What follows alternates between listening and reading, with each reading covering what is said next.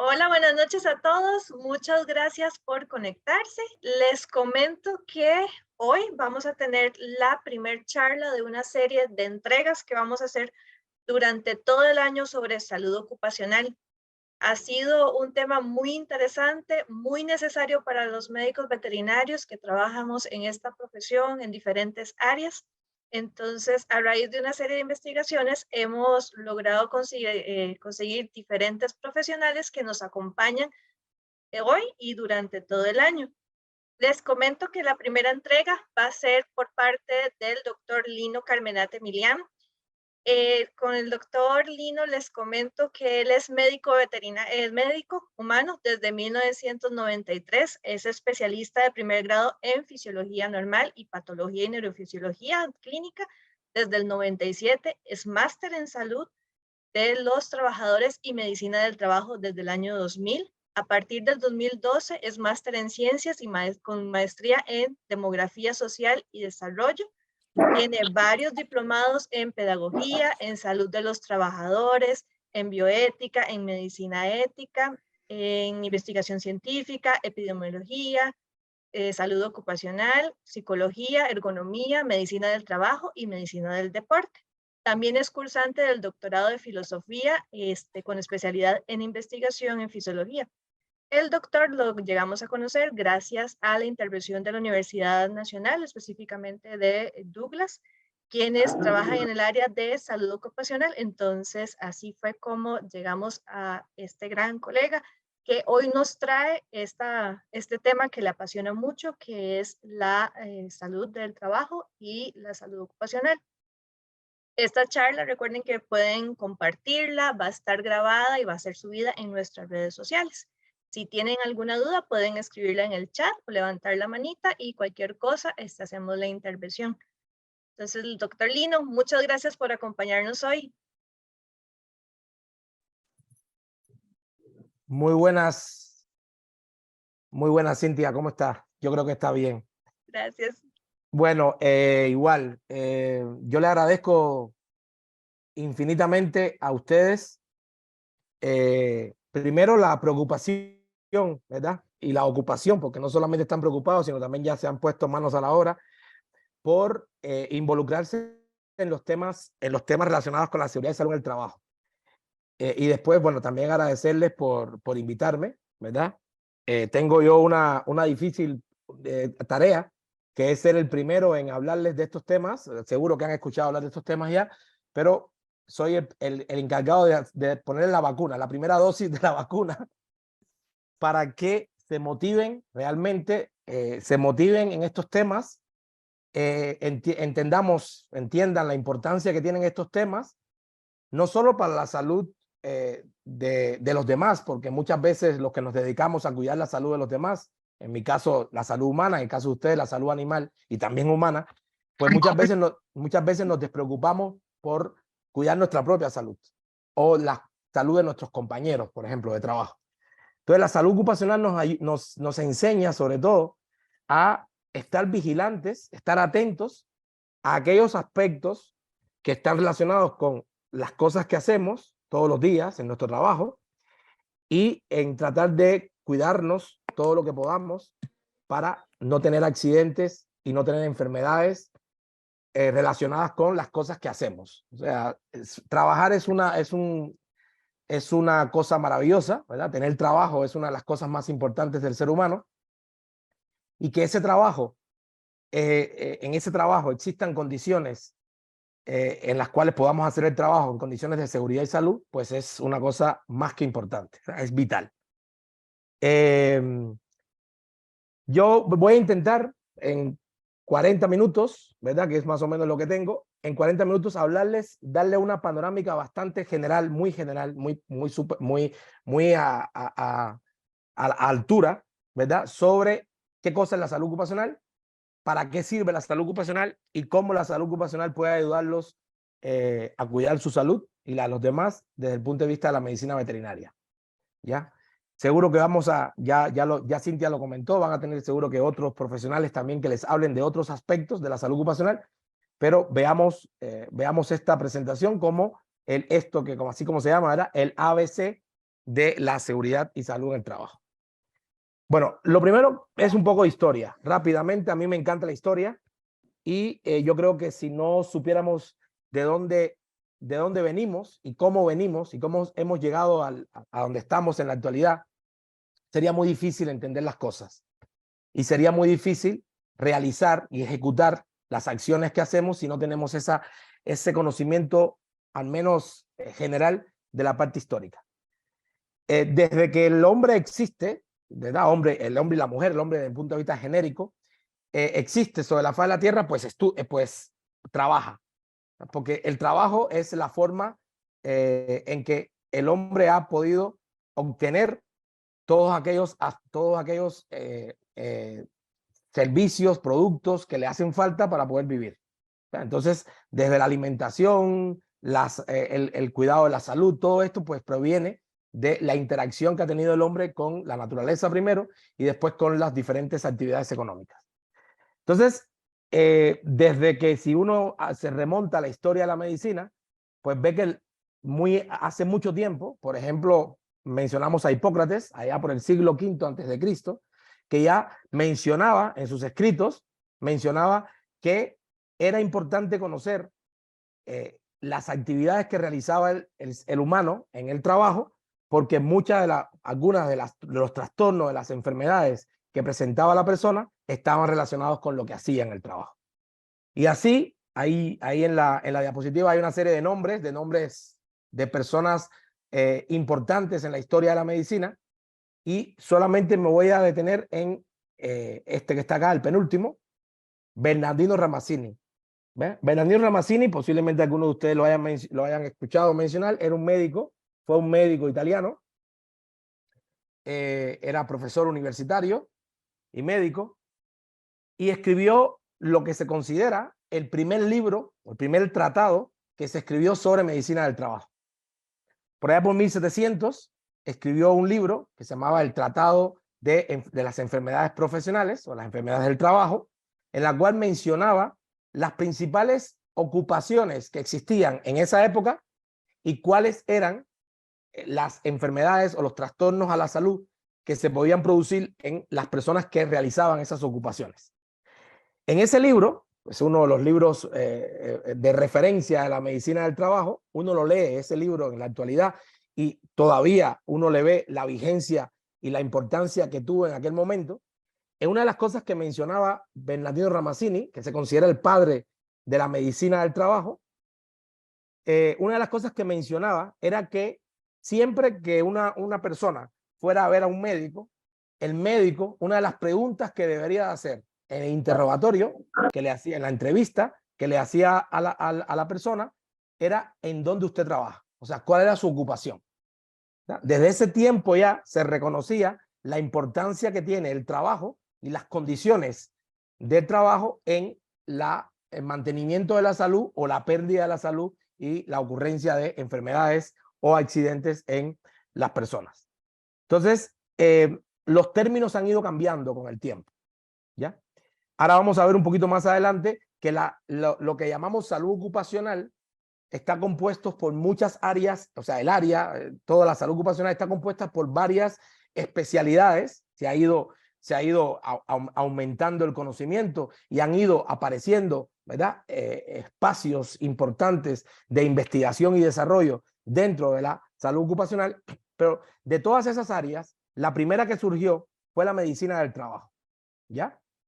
O sea, los médicos fueron de todos los profesionales que en la actualidad se dedican a la salud ocupacional, los médicos, porque atendían a las necesidades de salud de las personas, fueron los primeros en darse cuenta de esta relación que había entre el trabajo y la salud, el proceso de salud-enfermedad. Y con el tiempo se han ido utilizando diferentes términos. Y a veces es importante porque a veces nos perdemos mucho en la terminología. El término que más ampliamente se utiliza para tratar todos estos temas es el término salud ocupacional. Ese es el término que más se usa, ¿ya? En Europa no se usa mucho el término ocupacional. Entonces se habla mucho de salud laboral. Ese es el término más generalizado. Pero con el decursar del tiempo hay organizaciones mundiales que han adoptado otros términos. Las dos organizaciones más importantes relacionadas con la salud y el trabajo en el mundo son la OIT, la Organización Internacional del Trabajo, fundada en 1919, y la OIT, que se encarga de todas las cuestiones relacionadas con el trabajo, no solo de seguridad y salud, sino de otros temas también.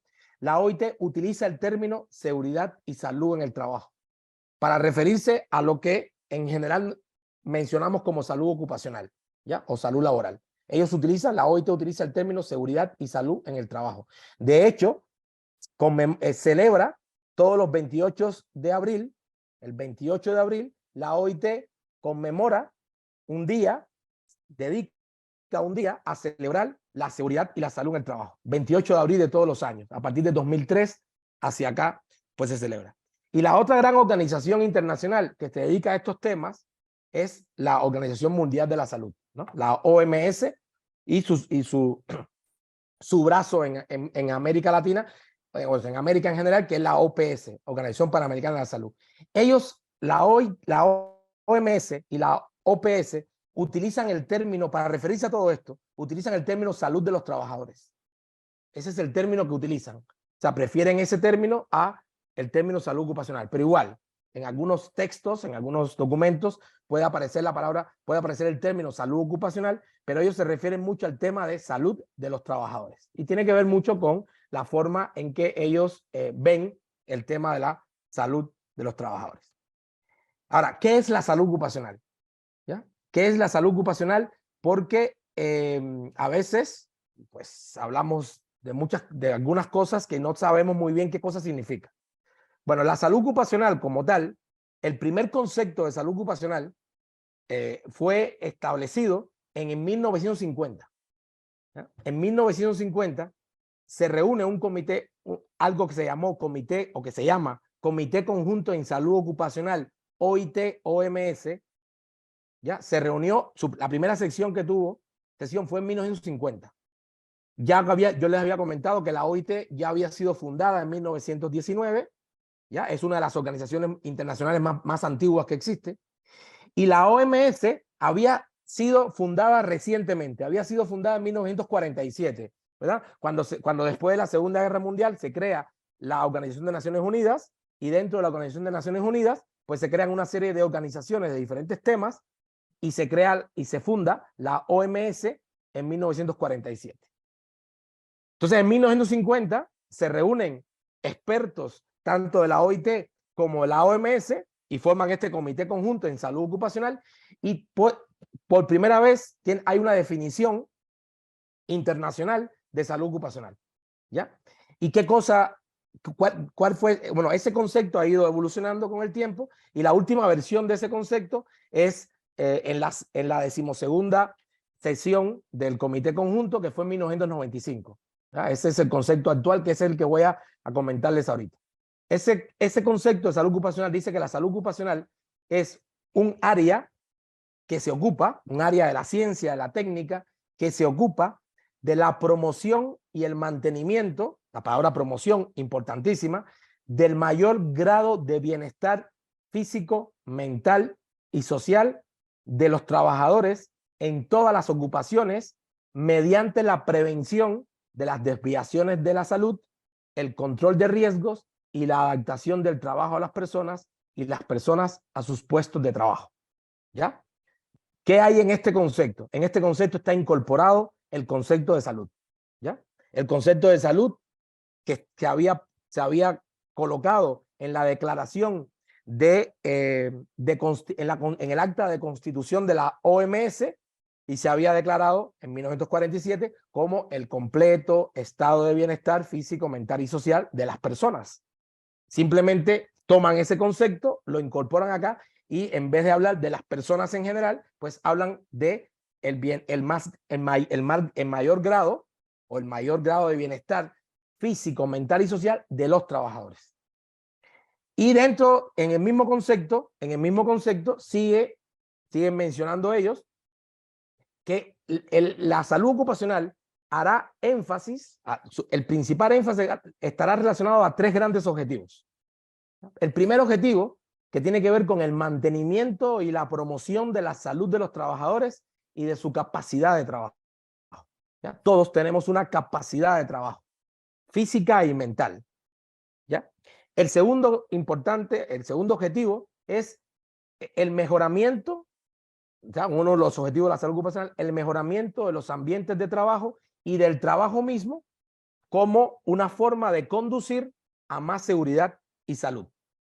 Y el tercer objetivo, que tiene que ver ya no solamente con el propio trabajador, no solamente con el propio trabajo, sino que tiene que ver también ya con que el trabajo, de manera general, es una actividad social y que esa actividad social se hace la mayoría de las veces en organizaciones que pueden ser formales, menos formal, incluso organizaciones informales, pero que hay llamar la atención de que es importante llamar el asunto de que el trabajo es un elemento social. Y dice el tercer objetivo que la salud ocupacional también hará énfasis en el desarrollo de organización y culturas de trabajo. Y es propuesto en este contexto para significar una reflexión de los sistemas de valores esenciales adoptados en el compromiso de mantener y promover la salud de los trabajadores, y que esta cultura de trabajo es reflejada o debe ser reflejada en las prácticas, en los sistemas gerenciales, en las políticas de personal, en los principios de participación, en las políticas de entrenamiento y en la calidad gerencial del compromiso. O sea, que la salud ocupacional no es algo que solamente, al cual nos interese solamente el trabajador de manera aislada o un puesto de trabajo de manera aislada, sino también el desarrollo de organizaciones y culturas. Y eso es importante por algo que les voy a mencionar un poco más adelante que pasó el año pasado. Bueno, hay una de las cosas más importantes es tratar de entender, ¿verdad? Tratar de entender qué cosa es el trabajo, ¿ya? Y qué papel juega el trabajo en la vida de las personas. Pues seguro que la mayoría de las personas sabemos eso. Sabemos qué es el trabajo y qué papel juega el trabajo en la vida de las personas. Pero muchas veces o muy pocas veces reflexionamos sobre lo que realmente significa el trabajo para mí como individuo, para mi familia, para mi grupo de acción, ¿verdad? Para mis compañeros de trabajo. Reflexionamos muy poco sobre eso. Entonces, hay varios modelos. Este es uno de los que más me gusta a mí, porque es muy sencillo. McLeroy en 1988, o sea, plantea este modelo en el cual se llama modelo ecológico del trabajo. Uno se puede dar cuenta del papel que juega ese trabajo, ese lugar de trabajo en el individuo, en la familia y en la comunidad, ¿ya? Y sería muy difícil mantener una sociedad, sería muy difícil que una sociedad fuera una sociedad justa, equilibrada, desarrollada, si las condiciones de trabajo, las condiciones que existen en los lugares de trabajo no tuvieran una serie de características, tanto el empleo como el trabajo, las condiciones de empleo como las condiciones de trabajo, que garantizaran que el lugar de trabajo sea un lugar de desarrollo de la personalidad, del desarrollo del ser humano como humano y una forma de garantizar el desarrollo social sostenible.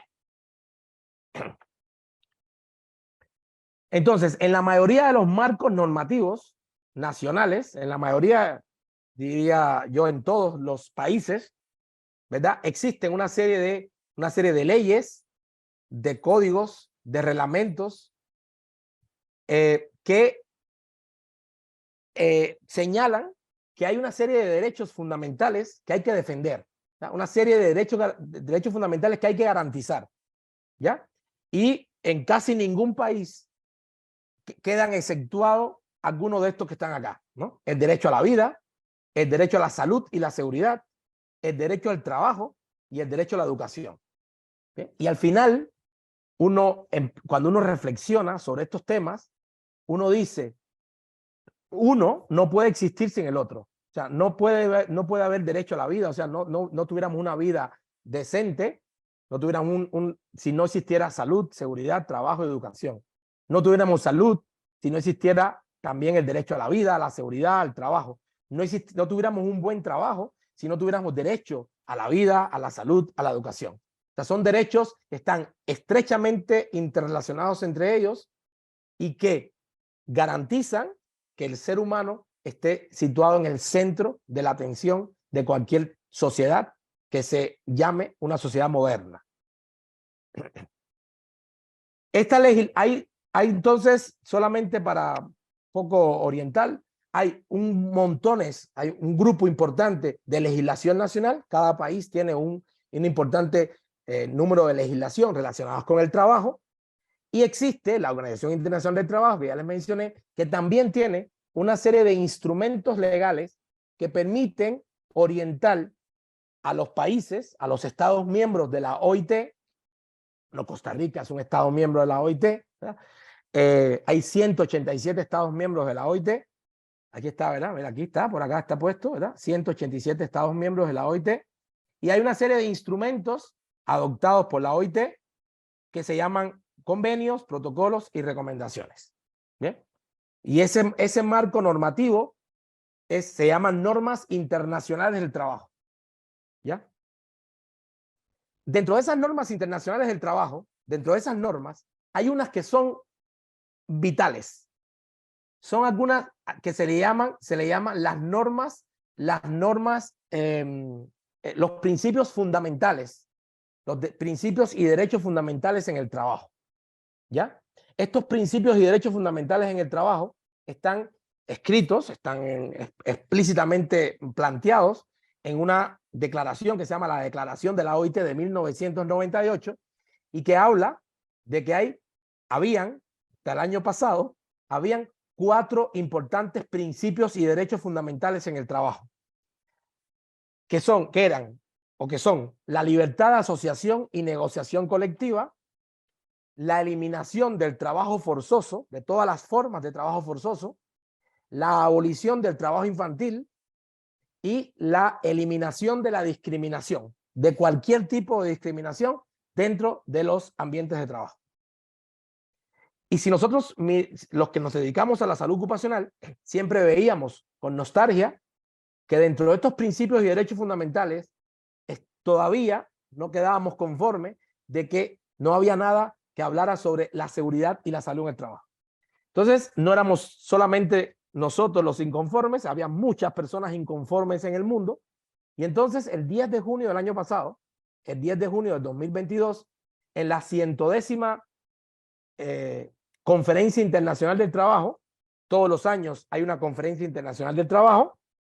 Bueno, en algunos años han habido 2, por eso vamos por la 110, porque la OIT acaba de cumplir 100 años en el año 2019, 100 años de fundada, y hay 100. Entonces, en esa conferencia, después de varios años de comentarlo, de analizarlo, de plantearlo, existió un compromiso de todos los Estados miembros a respetar y promover el derecho fundamental a un entorno de trabajo seguro y saludable, y se declaró la seguridad y la salud en el trabajo como un derecho fundamental en el trabajo. Entonces, además de los 4 que ya existían, la libertad de asociación y negociación colectiva, la eliminación del trabajo forzoso, la abolición del trabajo infantil y la eliminación de la discriminación, se establece que la seguridad y la salud en el trabajo son principios y derechos fundamentales en el trabajo. ¿Qué significa eso? Significa que los países, que los Estados miembros hayan o no ratificado los convenios 155, que es del año 1981 sobre seguridad y salud en el trabajo, y el convenio 187, que es del año 2006 sobre el marco promocional para la seguridad y salud en el trabajo, los países tienen que cumplir con los elementos que están mencionados en estos convenios, incluso aunque los países no hayan ratificado estos convenios. ¿Qué va a pasar? Por esta obligación que tienen los países a partir del año pasado, los países que no tienen ratificado estos convenios, pues los van a empezar a ratificar, ¿ya? Y esperemos que Costa Rica pues sea uno de los primeros países, o sea, que ratifique estos convenios. Hay pocos países en el mundo, o sea, el convenio 155 está ratificado solamente por 55 países, por 55 Estados miembros, y el convenio 187 por 67 Estados miembros. Pero eso es un tema de otro día. Eso es solamente para mencionar. Y este es el arte, ¿verdad? Este es el cartel principal de la celebración del Día Mundial de la Seguridad y Salud en el Trabajo de este año. O sea, que está dedicado, en el 2023, está dedicado a un entorno de trabajo seguro y saludable como derecho fundamental de las personas. Si quieren ampliar más, pues aquí está en internet, entran y dicen Día Mundial de la Seguridad y Salud en el Trabajo y hay bastante información sobre ese tema ahí en la página web. Entonces, ¿qué diferentes áreas tiene la salud ocupacional? ¿Ya? Bueno, la salud ocupacional o la seguridad y salud en el trabajo o la salud de los trabajadores, cualquiera de los tres términos, tiene áreas de estudio. Estas áreas tienen que ver con los tipos de factores y agentes de riesgo que están presentes en los ambientes de trabajo. ¿Ya? Y las áreas son las que están en rojo. Estas son como las partes del cuerpo de la salud ocupacional, ¿no? Cabeza, cuello, tronco, extremidades.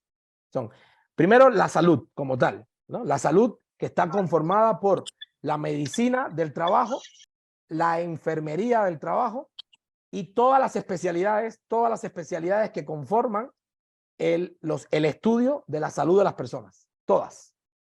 ¿Ya? Entonces, tenemos no primero porque sea más importante o menos, pero es la primera que está ahí, salud, que es medicina y enfermería del trabajo. Después tenemos todo lo que tiene que ver con el estudio del ambiente, todo lo que tiene que ver con el estudio de la higiene, todo lo que tiene que ver con la seguridad, todo lo que tiene que ver con la economía y todo lo que tiene que ver con la psicosociología. ¿Ya? Que a algunos les gusta usar el término conjunto, psicosociología, y algunos pues hablan del término psicología y sociología del trabajo. Entonces, esas son las seis importantes partes, áreas de la salud ocupacional.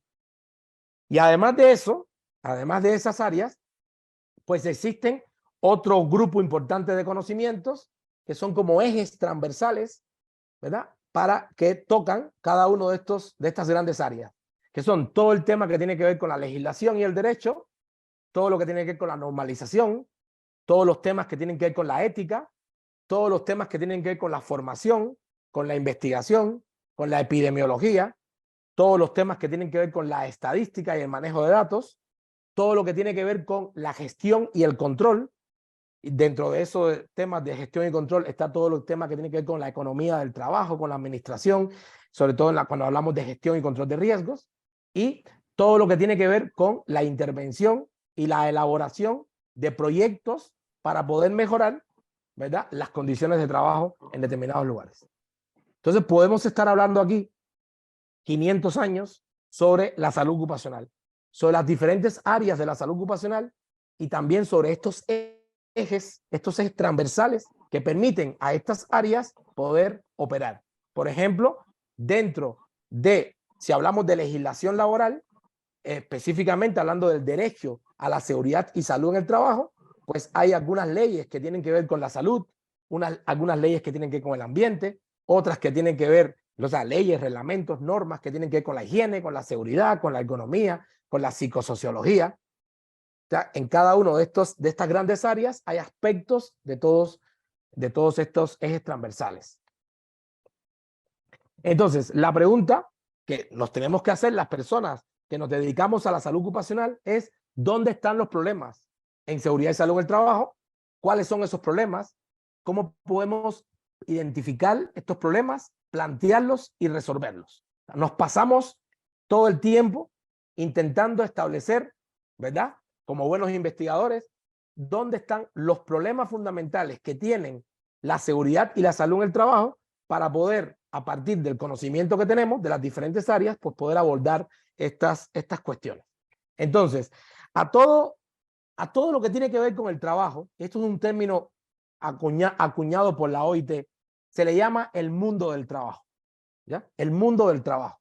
El mundo del trabajo tiene importantes características. Primero, el mundo del trabajo es tripartita. Hay tres partes tripartita significa que hay tres partes importantes, tres partes interesadas en que estas cosas funcionen. Y esa es una de las ventajas importantes que tiene el poder hacer seguridad y salud en el trabajo, que están interesados o tienen que estar interesados los gobiernos, que son los que al final tienen que hacer cumplir el derecho fundamental al trabajo, en este caso ahorita el derecho fundamental a la seguridad y salud en el trabajo, los empleadores, que son las personas que tienen una serie de recursos económicos y que invierten, ¿verdad?, para poder generar fuentes de empleo, y los trabajadores.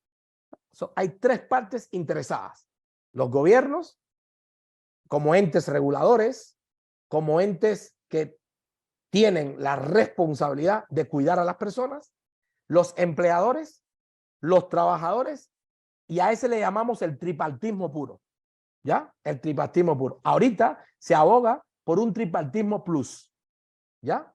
Un tripartismo plus. ¿Qué significa el tripartismo plus? Existen otros interesados, otros actores sociales interesados en que el mundo del trabajo funcione de la manera más adecuada. Uno de ellos es la academia. ¿Ya? Uno de ellos es la academia. En general, la sociedad civil, en general, muchas ONGs, ¿verdad? Pero la academia, muy interesado en involucrarse en estos temas y poder trabajar junto a gobiernos, empleadores y trabajadores en mejorar las condiciones de trabajo. Entonces, el mundo del trabajo se puede descomponer atendiendo a sectores de la economía. No vamos a profundizar en esto, pero está el sector primario, el secundario, el terciario. El sector terciario se puede dividir en cuaternario y quintario, ¿verdad?, en dependencia de las características. Están las actividades económicas y están las ocupaciones u oficios. Además de todo esto, existe también, se puede hablar de que el mundo del trabajo puede ser formal y no formal, ¿ya? Y que el mundo del trabajo también tiene una arista, un componente privado y un componente público, que tiene que ver con el tipo de contratación, quién te contrata, ¿no? Si son empresas públicas o empresas privadas. En el caso de la formalidad y la no formalidad, pues tiene que ver con que la persona tenga derecho, que cotice a un sistema, por ejemplo, de seguridad social, y que a través de ese sistema tenga derecho a la salud, a la seguridad y a otros elementos importantes dentro de, o sea, que se adquiere cuando uno es trabajador. Entonces, vamos rápidamente aquí a ver, bueno, para hablar de todo esto, existen dos grandes clasificaciones. Existe la clasificación industrial internacional uniforme de actividades económicas, y que ahí están todas las actividades económicas que existen en el mundo, y está la clasificación internacional uniforme de ocupaciones. Y ahí están todas las ocupaciones que existen en el mundo, ¿ya? Entonces, ¿dónde están los veterinarios? ¿Dónde está la medicina veterinaria? Bueno, en esta primera clasificación, en la clasificación industrial internacional uniforme de todas las actividades económicas, conocida también por CIU, ¿ah? CIIU, el año 2008, ¿dónde están divididas por dígitos? Entonces, lo primero que aparece en esa clasificación son secciones. Y estas son las secciones. Hay 26 secciones. 26 secciones. Desde la A, que es agricultura, silvicultura y pesca, la B, explotación de minas, y está la M, aquí está la M. La M, actividades profesionales, científicas y técnicas. Y está en negrita porque ahí está la medicina veterinaria, dentro de esa sección M. Específicamente, en los códigos, en el código 75, ¿ya? En el código 75, que están todas estas actividades que están aquí abajo. Las actividades de atención médica y control de animales en establecimientos agropecuarios, las actividades de atención médica y control de animales domésticos, las actividades de asistentes veterinarios u otro personal auxiliar veterinario, las actividades de diagnóstico clínico patológico y otros diagnósticos relacionados con animales, y las actividades veterinarias que requieran la utilización de ambulancias para animales. Todos estos Entonces, todas estas actividades están dentro de la sección M, específicamente dentro del código 75. El código se va ampliando de 2 a 5 dígitos, del 75 al 75.000. Bien, ahí están todos los códigos. Y después, por ejemplo, si usted quiere hacer una empresa, una clínica, por ejemplo, veterinaria, y la va a inscribir, usted va a inscribir la clínica formalmente en el país, por ejemplo, en la Secretaría de Industria, usted va a inscribirla a su empresa y una de las cosas que le dicen es a qué se va a dedicar. Entonces, clasifican a su empresa dentro de esta clasificación internacional de actividades económicas. Y después está la otra clasificación que tiene que ver con, voy para atrás, con ocupaciones u oficios, que es la clasificación internacional uniforme de ocupaciones, y las personas que se dedican a la medicina veterinaria están en estos dos grupos, en dependencia de a qué se dediquen, a qué ocupación tengan. Están dentro del grupo 2, que son los profesionales científicos e intelectuales, y en el grupo 3, que son los técnicos y profesionales de nivel medio. Y aquí están específicamente los códigos que dentro de esa clasificación tienen las personas que se dedican a la medicina veterinaria. ¿Ya? Asistente veterinario, técnico veterinario, en inseminación artificial, vacunador veterinario, veterinario cirugía, veterinario epidemiología, veterinario de salud pública. O sea, cada uno de las ocupaciones pues tiene un código, ¿ya? Tiene un código con unas cifras. Entonces, ¿qué hace la salud ocupacional? Intenta establecer cuáles son las características del trabajo. Específicamente, dos grandes características. Las características que tienen que ver con la naturaleza o el contenido del trabajo, y las características que tienen que ver con las condiciones del trabajo. Específicamente las condiciones de empleo, las condiciones de trabajo y las condiciones de salud. Y para eso descompone ese lugar donde trabajamos, lo descomponemos en subsistemas. Y hay tres grandes subsistemas. El subsistema personal, que tiene que ver como su nombre lo indica, con las personas que realizamos el trabajo. El subsistema tecnológico, que tiene que ver con todo lo tecnológico, máquinas, herramientas, instrumentos, espacios, mobiliario, y la organización del trabajo. A este segundo subsistema le llamamos tecnológico organizacional. Ya tiene que ver con tiempos, con horarios, con duraciones. Y el tercer subsistema, que le llamamos subsistema ambiental, que tiene que ver con eso, con las condiciones del ambiente de trabajo, ¿ya?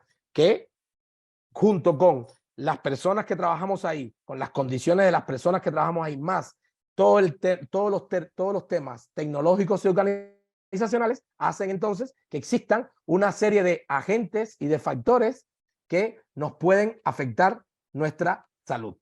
¿Bien? Entonces, aquí no camina esto. Ya.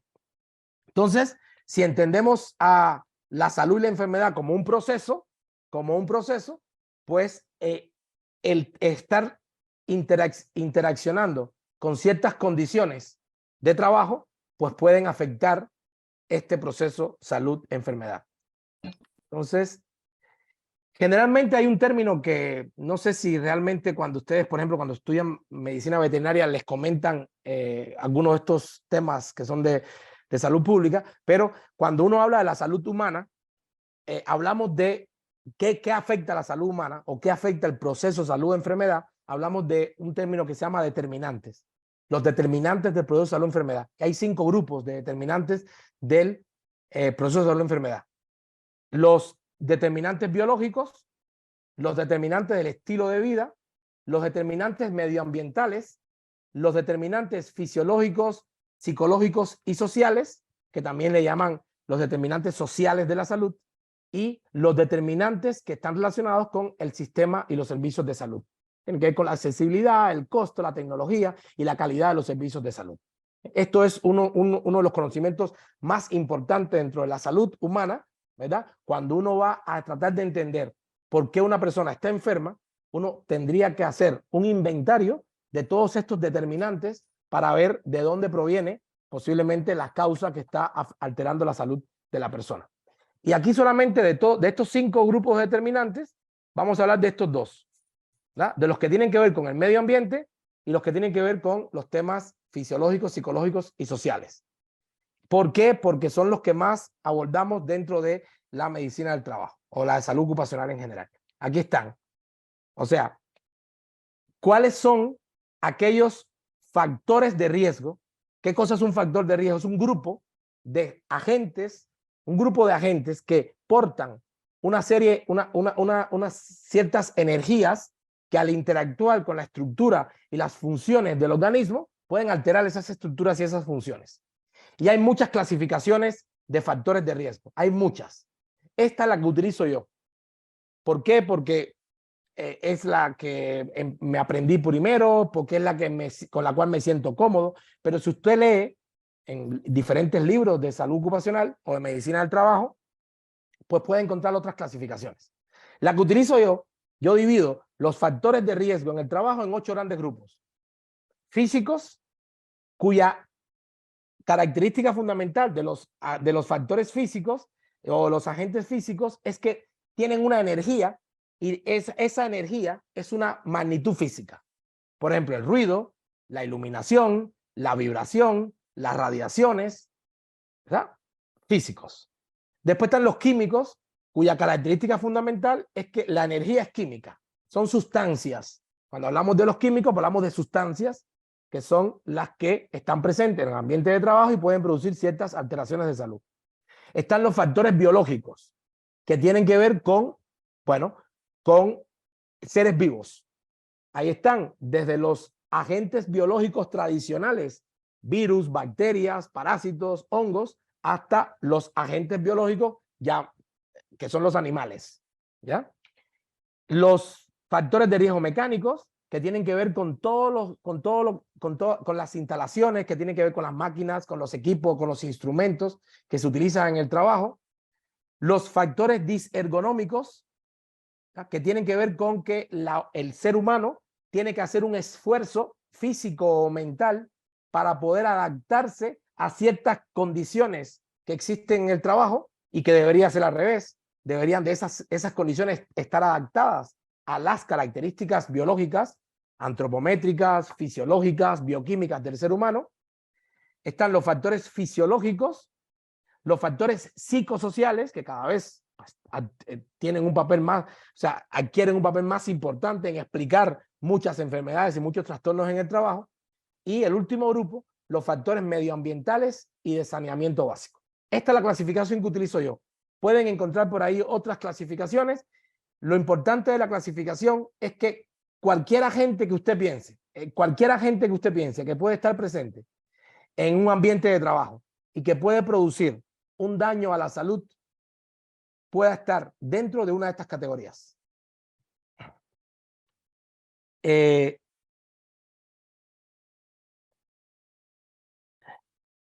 Aquí hice algo que ya. Bueno, entonces, agentes biológicos. Agentes biológicos. Bien, bueno, cualquier profesión, cualquier ocupación que esté relacionada con personas o animales o plantas incluso, ¿verdad? Los botánicos también están en este gran acápite de que atendemos seres vivos enfermos, pues estamos expuestos continuamente a agentes biológicos, ¿ya? Aquí están los agentes biológicos más importantes. La medicina veterinaria, también la medicina humana, también la medicina vegetal, tiene que ver mucho con exposición continua y constante a agentes biológicos. De los tradicionales, virus, bacterias, hongos, parásitos, hasta, bueno, los animales, las toxinas y los vectores. Y existe una parte importante dentro de la salud ocupacional que le llamamos la seguridad biológica, ¿ya? Y solamente les planteo aquí, existe un manual de bioseguridad en laboratorios de la OMS, que es de año 2005, que habla de la clasificación de microorganismos infecciosos según el grupo de riesgo. Y habla de, bueno, atendiendo a estas 3 características, a la transferibilidad, el perfil de gravedad y el consumo de recursos del sistema para resolver los problemas de salud que pueden provocar los microorganismos. Y clasifica los microorganismos en 4 grupos. En el grupo 1, ¿verdad? Que son aquellos microorganismos infecciosos que pueden ocasionar un riesgo individual y poblacional escaso o nulo. El grupo 2, riesgo individual moderado y un riesgo poblacional bajo. El grupo 3, riesgo individual elevado o riesgo poblacional bajo. Y el grupo 4, riesgo individual y poblacional elevado. Y además de esta clasificación de la OMS, existe esta otra, que es la clasificación de microorganismos infecciosos, que es una clasificación en conjunto del Departamento de Salud y Servicios Sociales de Estados Unidos y el Departamento de Agricultura. Y los clasifica en 4 categorías, en 3 categorías. Categoría A, B y C, atendiendo a la prioridad que hay que prestarles para poder prevenir las consecuencias que pueden producir estos microorganismos. Paso aquí rápidamente. Cuando hablamos entonces de cuáles son los efectos que pueden traer todos estos agentes a la salud humana, hablamos de 2 grandes importantes efectos. Uno, los accidentes del trabajo. ¿Ya? Los accidentes del trabajo, que pueden ser de diferentes tipos, pueden ser accidentes que ocurran en el propio lugar de trabajo, pueden ser accidentes que ocurran en el trayecto del trabajo a la casa y de la casa al trabajo, e incluso accidentes que ocurran fuera del lugar de trabajo, pero por ciertas características legales y ciertos permisos se pueden catalogar en la investigación que se realiza como accidentes del trabajo. Y están las enfermedades profesionales. ¿Ya? Las enfermedades profesionales son aquellas enfermedades en las cuales se pueda comprobar, se pueda establecer el nexo causal entre un agente que está presente en el ambiente de trabajo o en las condiciones de trabajo y la enfermedad que tiene la persona. Existen criterios específicos para poder investigar si una enfermedad que tiene un trabajador es una enfermedad profesional o no. Estos criterios son criterios que hay que cumplir. ¿Bien? Un criterio clínico, un criterio ocupacional, un criterio higiénico epidemiológico, un criterio de laboratorio y un criterio médico legal. El criterio médico legal es un criterio que establece que la enfermedad que tiene la persona y que un médico está estableciendo que la persona está enferma y que esa enfermedad la adquirió en el trabajo, tiene que estar en un listado. ¿Ya? En un listado que se llama generalmente listado de enfermedades del trabajo o listado de enfermedades profesionales. Cada país tiene un listado. Costa Rica tiene un listado de enfermedades profesionales.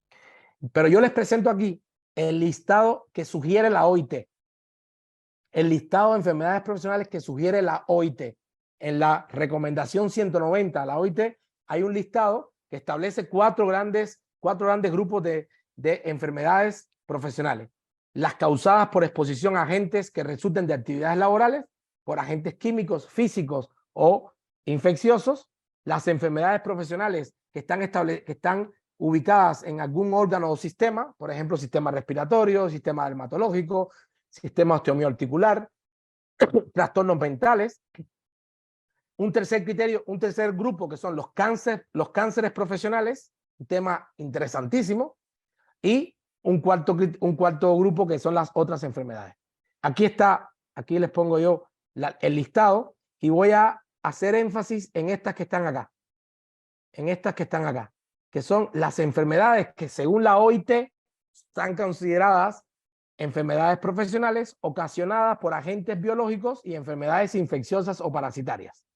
Entonces, las que actualmente reconoce la OIT son la brucelosis, las enfermedades producidas por los virus de la hepatitis, todas, sobre todo la A y la B, las enfermedades producidas, el síndrome de inmunodeficiencia producido por el virus de la inmunodeficiencia humana, el tétanos, la tuberculosis, los síndromes tóxicos o inflamatorios asociados a contaminantes bacterianos o fúngicos, el anthrax, la leptospirosis y deja abierta la OIT, la lista de enfermedades profesionales, deja abierta a otras enfermedades que sean causadas por agentes biológicos y que, aunque no estén en este listado, se pueda demostrar científicamente que existe una relación causal, ¿verdad? Demostrada a través de una investigación entre las condiciones de trabajo y la salud de la persona. Aquí están todas las demás enfermedades, importantísimo, bueno, ahí las pueden buscar en internet, está este listado, pero importante, por ejemplo, que busquen, por ejemplo, las enfermedades causadas por cáncer, por ejemplo. Ya, aquí está, cáncer profesional. La lista de la OIT, a partir de 2010, incorpora por primera vez en la historia los trastornos mentales y del comportamiento. En la actualidad solamente existe un trastorno explícitamente planteado dentro de la lista de enfermedades profesionales, que son los trastornos de estrés postraumático. Pero igual, la lista da la oportunidad de, si a partir de una investigación se demuestra que la enfermedad mental que tiene el trabajador está causada directamente por algún tipo de alteración, de algún tipo de mala condición del ambiente de trabajo, pues el país, las autoridades pertinentes pueden catalogar a esa enfermedad como enfermedad profesional. Es uno de los temas en los que más hay que profundizar y trabajar, en poder establecer realmente y en esto los gremios nos pueden ayudar muchísimo. Hay gremios de diferentes ocupaciones que nos llaman de vez en cuando y nos dicen que por qué tal enfermedad no está incluida en las listas de enfermedades profesionales. Entonces, podemos nosotros hacer una investigación y poder proponerle a las autoridades nacionales, a las autoridades del país, ¿verdad?, la posibilidad de que en la lista de enfermedades profesionales nacionales esté incorporada esa enfermedad si podemos demostrar a través de una investigación que cumpla los 5 criterios que había mencionado anteriormente, que es una enfermedad profesional. Ya voy a terminar. Bueno, importantísimo hablar de que nada, o sea, todo esto tiene una serie de pasos, una estructura lógica para poder hacerlo. No se puede hacer a lo loco la salud ocupacional, y una de esas estructuras lógicas es lo que le llamamos gestión de riesgo. ¿Ya? O sea, tenemos que aprender a hacer gestión de riesgo y tenemos que empezar a hablar de términos como amenaza, vulnerabilidad, riesgo. Tenemos que empezar a hablar, por ejemplo, de la importancia que tienen las normas ISO, específicamente la norma ISO 45001, que habla sobre la gestión de los sistemas de seguridad y salud en el trabajo, ¿no? Y hay otros montones de temas alrededor de todo esto. Pero hay que hacerlo desde el punto, o sea, lo más científicamente posible, ¿no? Lo más técnicamente posible. Una de las cosas más interesantes también es cómo resolvemos los problemas. O sea, cómo vamos al final resolver los problemas, cómo vamos a poder eliminar, cómo vamos a poder controlar los agentes de riesgo que estén presentes en los ambientes de trabajo. Y es una de las partes más bonitas, o sea, una de las es el tema que tiene que ver con las intervenciones. Entonces existe esto, se llama la jerarquía de control, que son los grandes grupos de medidas que se pueden tomar para poder disminuir o eliminar los agentes de riesgo, o sea, los agentes que pueden producir daños como accidentes o enfermedades, que son 5 grandes grupos de medidas, que son las medidas que tienen que ver con la eliminación, las medidas que tienen que ver con la sustitución, las medidas llamadas medidas de ingeniería, las llamadas medidas administrativas y la utilización de equipos de protección personal, que muchas veces son las primeras en las cuales pensamos, pero que en la jerarquía de control son las que están en la base, son las últimas en las cuales hay que pensar para poder resolver un problema de un agente de riesgo. Primero hay que pensar si el agente de riesgo se puede eliminar, después hay que pensar si el agente de riesgo se puede sustituir, después hay que pensar si se pueden aplicar, se pueden hacer y medir algún tipo de modificación, estructuras, de diseño, de rediseño de puestos de trabajo, que son medidas de ingeniería. Después hay que pensar si se pueden tomar medidas administrativas que tienen que ver con factores de procedimientos, de organización. Y por último, hay que pensar en sumarle a todas estas medidas que ya habíamos ido tomando los equipos de protección personal. O sea, que si nosotros tenemos ruido en el lugar de trabajo, lo primero no puede ser ponerles tapones auditivos a los trabajadores. Lo primero que tenemos que pensar es si podemos eliminar el ruido, la fuente de ruido, Si no la podemos eliminar, podemos pensar en si podemos sustituir esa fuente que está produciendo ruido por otro tipo de equipo. Podemos pensar también si podemos aislar la fuente de ruido, ¿ya? Podemos pensar si podemos disminuir desde el punto de vista administrativo, con tiempos, con horarios, la exposición de la persona al ruido, a la fuente de ruido. Y por último, cuando ya hemos pensado en todas estas medidas, también decimos, bueno, y además podemos ponerle tapones auditivos a la persona. Pero hay una jerarquía y hay que empezar por el vértice de esa pirámide. Al final en muchos momentos es una pirámide. Hay que empezar por el eje por el vértice de la pirámide y terminar en la base. O sea, después que yo haya pensado en todas las posibles medidas de eliminación, sustitución de ingeniería y administrativas, entonces además le agrego las medidas de protección personal. Una de las medidas más importantes de protección, en este caso para, por ejemplo, los trabajadores de la salud en general, tanto humanas como animal, son, por ejemplo, la vacunación. Y tenemos el orgullo de participar en un programa que es una federación de asociaciones científicas en América Latina y el Caribe, que se llama Federación Centroamericana y del Caribe de Salud Ocupacional. Y hemos elaborado una guía de vacunación en la cual están para trabajadores, ¿no? Una guía de vacunación específica para trabajadores, en la cual están 13 vacunas. En la actualidad hay 13 vacunas: la influencia, el tétano, difteria, ferina, hepatitis A, B, la vacuna contra el hemófilos influenzae tipo B, dengue, fiebre amarilla, fiebre tifoidea, rabia, sarampión, papera, rubiola, o sea, triple viral, varicela, la antineumocóxica, la antimeningocóxica y la vacuna del cólera. Y tenemos acá las diferentes actividades económicas. Y para cada una de estas actividades económicas, en esta guía se recomienda las vacunaciones a un nivel de jerarquía también, desde más importante a menos importante, las vacunas que debe de tener colocado el trabajador para poder realizar su trabajo en condiciones de seguridad y salud relacionadas específicamente con riesgo biológico, ¿ya? Por aquí tenemos las actividades relacionadas con, por ejemplo, la medicina en general, ¿no? Humana y veterinaria. ¿Qué más hay por acá? Bueno, yo les recomiendo esta presentación, yo se las puedo enviar, y yo les recomiendo algunos sitios específicos que hablan bastante sobre seguridad y salud en el trabajo en trabajadores veterinarios, ¿verdad? Estos que son del NIOSH, del Instituto Nacional de Salud y Seguridad Ocupacional de los Estados Unidos, y otras páginas acá interesantes, ¿verdad? Sobre seguridad y salud en medicina veterinaria. Esta aplicación se la recomiendo también. Es una aplicación, esta es la aplicación. Ahí está la página, la pueden buscar ahí. Y aquí está el artículo que sustenta, el artículo científico que sustenta esa aplicación.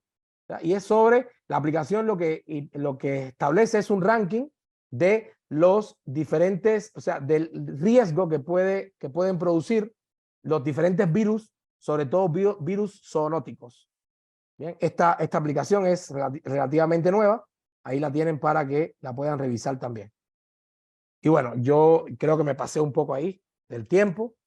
Siempre me gusta, cuando hablo de temas que tienen que ver con mejorar la vida de los demás, siempre me gusta hablar de que ser feliz es la mejor manera de ser útil, y por eso ser útil es la mejor manera de ser feliz. Entonces, yo creo que yo estaba comentándolo al principio, las personas que nos dedicamos a la salud ocupacional somos personas que yo creo que tenemos un compromiso muy interno, muy personal, con que las personas no pueden o no deben enfermarse, mucho menos morir, porque existen causas que pueden producir tanto accidentes como enfermedades que pueden producir la muerte. El trabajador, la persona, no puede enfermarse o morir en aquel lugar que tiene que tener las condiciones, no solamente no para no enfermarlo y para que trabaje en condiciones de salud y seguridad, sino además para que esa persona pueda ahí desarrollarse, desarrollar toda su capacidad como ser humano y poder, a partir de ese desarrollo de sus capacidades como ser humano, contribuir a su propio bienestar, al bienestar de su grupo familiar y al bienestar de la sociedad. O sea, no habrán sociedades, no tendremos sociedades desarrolladas, no tendremos sociedades justas, mientras no tengamos sociedades en las cuales el derecho fundamental, ahorita ya lo podemos decir, el derecho fundamental a la seguridad y salud en el trabajo esté garantizado en todas las ocupaciones y en todas las actividades económicas de las personas. Ahí yo les dejo mis contactos, mi contacto de correo electrónico, bueno, pero cualquier cosa que ustedes quieran comunicarse conmigo, preguntarme, ¿no? Pueden escribirme a mi WhatsApp. Yo les prometo responderles. A este WhatsApp me pueden escribir y ahí yo les prometo responder cualquier duda, cualquier comentario. Si necesitan documentos, tenemos millones de documentos, ¿verdad? Sitios web con muchísima información, no solamente sobre medicina veterinaria, sino en general de toda la salud ocupacional. Muchísimas gracias. Muchas Cintia. gracias, doctor, por acompañarnos hoy. Realmente es un tema muy amplio. Vamos a estar desarrollándolo durante todo el año, entonces para que estén atentos. Por el momento no tengo dudas en el chat, doctor, así que muchas gracias por acompañarnos. Estamos a la orden, Cintia, para poder colaborarles tanto de manera teórica como práctica en cualquier cosa que necesiten. Y yo vuelvo a felicitarlos como gremio, ¿verdad? Como colegio, en interesarse en estos temas y en no solamente en interesarse, sino también en poner manos a la obra y empezar a cambiar las realidades que a veces son realidades duras y complicadas en el trabajo del día a día. Ahora sí, doctores, seguimos con la doctora Alejandra Calderón, que ya la tenemos conectada también. Les voy comentando un poquito. La doctora Alejandra hizo una encuesta, hizo una investigación y se hizo una charla que es casi de las razones, casi de sí, por no decir que es la razón principal por la que hoy estamos aquí. Realmente la charla de la doctora nos impresionó mucho sobre zoonosis y a raíz de esto iniciamos toda esta investigación. Entonces les cuento un poquito de la doctora Alejandra. Ella es graduada de la Escuela de Medicina Veterinaria de la Universidad Nacional como licenciada desde el 2010 y como máster en Medicina de la Conservación con énfasis en Medicina Interna de Animales Silvestres en el 2017. Actualmente es estudiante del máster en Micología Médica de la Universidad de del País Vasco de España y completó su formación en Micología Médica en el Instituto Pasteur París en Francia en el 2016. Es académica e investigadora de la Escuela de Medicina Veterinaria de la Nacional a nivel de grado y posgrado y es la coordinadora del Laboratorio de Micología. Ha publicado 12 artículos científicos y un capítulo de un libro y presentado, y ahí se me cortó. Doctora, ¿ahí qué fue lo que seguía que ha presentado? Es que se me cortó un poquito la imagen. Creo que eran las artículos, no, las presentaciones en congresos. A ver, era para hacerlo más dinámico. Ok, perfecto. Muchas gracias, doctora, por conectarse hoy, por compartirnos nuevamente esta charla. Ya la había presentado una vez en la Nacional y realmente es necesario que conozcamos cómo estamos para ver hacia dónde vamos con el tema de salud ocupacional.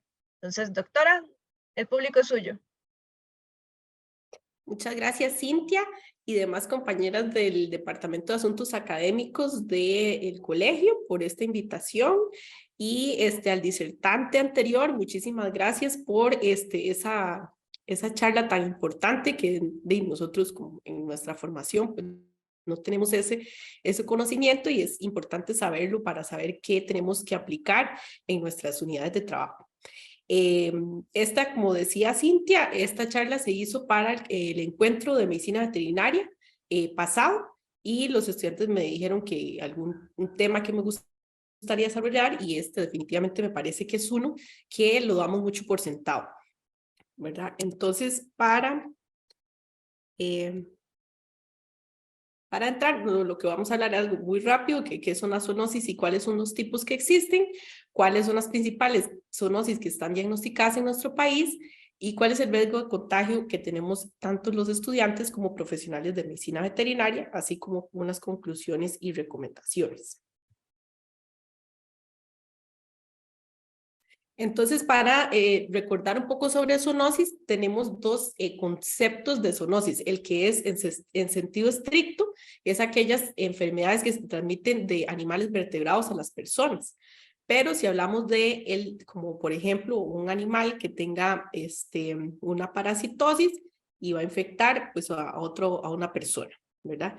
También tenemos la zoonosis en el sentido amplio, que son aquellas infecciones que se pueden dar en animales y en personas que tienen como procedencia una exposición con el ambiente, pero ese ambiente esté contaminado por material de animales vertebrados que van a contribuir en diferentes grados a la transmisión. Entonces ahí sí hablamos de la sapronosis, que son las infecciones que adquirimos del ambiente, que esas son muchísimas.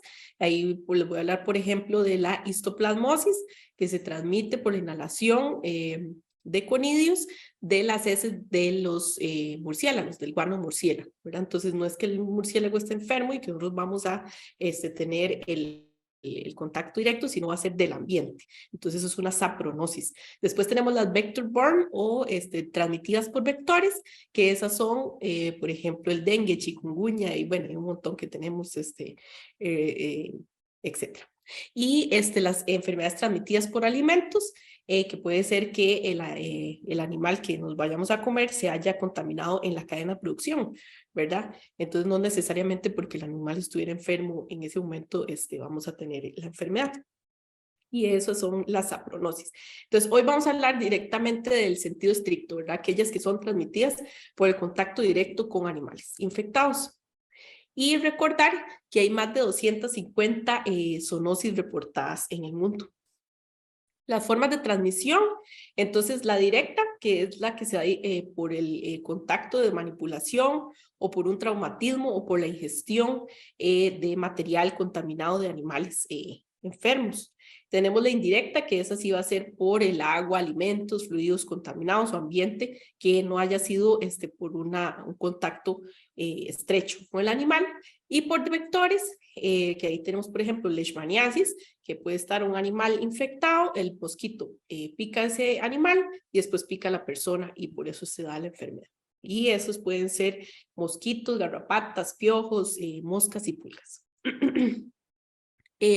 Hay que recordar que en el concepto de una salud, nosotros definitivamente nos ubicamos ahí en el centro de todo el alboroto, ¿verdad? Entonces ya sea desde el punto de vista de que trabajamos directamente con el patógeno, con la vida silvestre o el ecosistema, o porque trabajamos directamente con los animales domésticos, la vida silvestre, los animales de producción y las personas, ¿verdad? Entonces, definitivamente nuestro accionar o nuestro papel en que se dé una salud es fundamental. Y no nos tenemos que limitar a nada más a la predicción de los brotes o al control de los brotes o la detección, sino también la educación. Y eso es algo que tenemos que hacerlo introspectivamente y también hacia afuera. Hay que recordar también que una salud no solamente incluye las enfermedades zoonóticas, sino también la lucha contra la resistencia de los antimicrobianos, la seguridad alimentaria, las enfermedades transmitidas por vectores, la salud ambiental, las enfermedades crónicas, salud mental y la salud ocupacional, que es algo que nos introdujo muy bien el disertante anterior. Entonces, en el tema de las zoonosis propiamente dichas, hay un compendio que se publicó por el Comité de Control de Infecciones Veterinarias en el 2008. Y eso es un documento bastante completo que nos habla de cómo podemos prevenir y controlar estas infecciones. Después, en el 2008 igual, un grupo de autores pues, hizo una serie de sugerencias a ese documento. Posteriormente, si uno busca en la literatura, existe un artículo, que es de Finlandia, donde se hizo pues varias encuestas a ya médicos veterinarios practicantes de todo, de silvestres, de mayores, de menores, para ver los riesgos de exposición y su conocimiento de la zoonosis y las medidas que utilizan para evitarlas. Y también existe un artículo que es una revisión de literatura de la zoonosis en estudiantes de veterinaria, y pues ahí pues hablan y resumen sobre cuáles son las principales, que son de origen bacteriano. Como les decía Cintia, para yo poder hablar de este tema, pues necesitaba saber cómo estábamos en el país, y como no tenemos un artículo científico o algo, o un trabajo, tesis o algo así, que nos pudiera dar una idea, entonces pues la idea era preguntarles a ustedes, ¿verdad? Entonces mandamos un cuestionario por el boletín del colegio y por otros medios para que respondieran, y así lo respondieron 303 personas, tanto estudiantes como profesionales graduados. Ya vieron que los que mayor contestaron fueron profesionales con más de 10 años de ejercer, pero menos de 20, seguidos por los de más de 20 años, y también algunos que han terminado de estudiar, pero aún no estaban ejerciendo. También, también contestaron no solo colegas que trabajan en el país, sino también que pues, se graduaron acá, pero están trabajando en otros países también. En cuanto a donde respondieron, pues casi todos eran de Heredia, Alajuela, San José, el gran área metropolitana, pero también pues contestaron de otras provincias. En el área de acción, pues los que contestaron la mayoría fueron los que se dedican a especies menores, pero también tuvimos un buen grupo de estudiantes o egresados y de otras áreas como diagnóstico de laboratorio, de rumiantes, farmacia veterinaria, ¿verdad? Entonces ahí podemos ver lo rico que es nuestra profesión y todas sus aristas. Y también la gran participación que tuvieron los colegas en el cuestionario.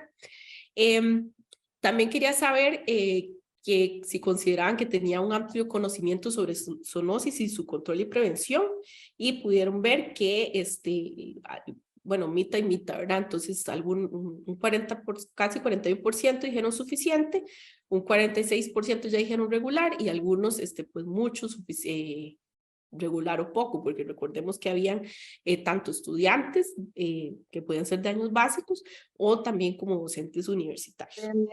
¿Por qué? ¿Por qué? ¿Por qué? Sí, porque no sé. No lo Se nos metió un audio, pero no lo localizo.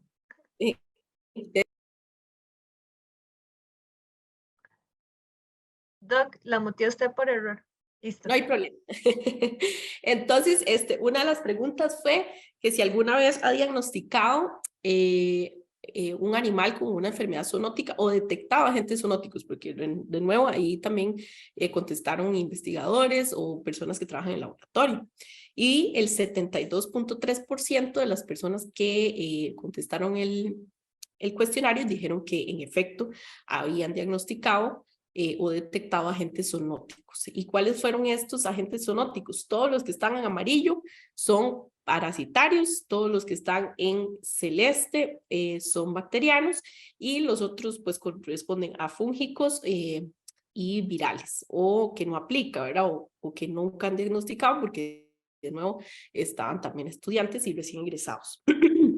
Pero sí podemos ver que los tres primeros son parasitosis, por Ancylostoma hipilidium y dermatofitosis.